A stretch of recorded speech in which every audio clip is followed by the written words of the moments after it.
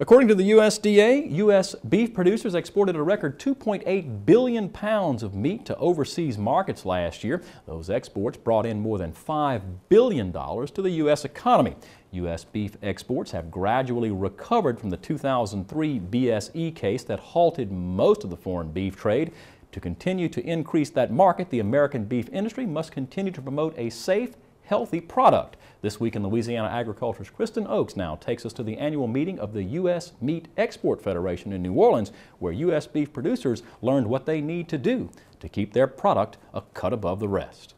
Just as these cattle need feed and water, the U.S. beef industry depends on foreign export markets to survive. Try a little tomahawk steak. According to the U.S. Meat Export Federation, last year beef exports spiked 16% in volume and 27% in value. For every pound of meat that we export, we're exporting it for more value than we would if we sold it in the United States. The Export Federation met with U.S. producers and international buyers during their annual meeting in New Orleans. Japanese restaurant buyer Naofumi Furuta says he is eager for the Japanese government to relax the 20-month age restriction for U.S. beef imports. When the BSE outbreak happened in 2003, all American beef imports into Japan completely stopped. With the recent E. coli and BSE cases, Furuta says Japanese consumers are still concerned about the safety of U.S. beef.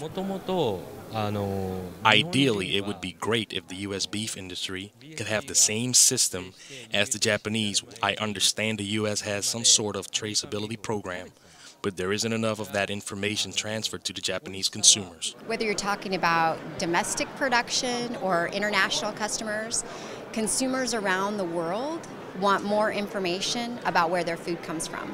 Leanne Saunders, president of IMI Global, says a source-verified traceability system will be vital to the future of the U.S. beef industry. We have a choice, right? We have a choice that we can risk losing these markets and these valuable consumers, or we decide to engage and change. And when 96% of the world's population is outside of the United States, and we look at ourselves as food producers, we need to really look at the opportunity of that 96% of the population as well. For cattlemen, it's an opportunity to preserve this business for the next generation.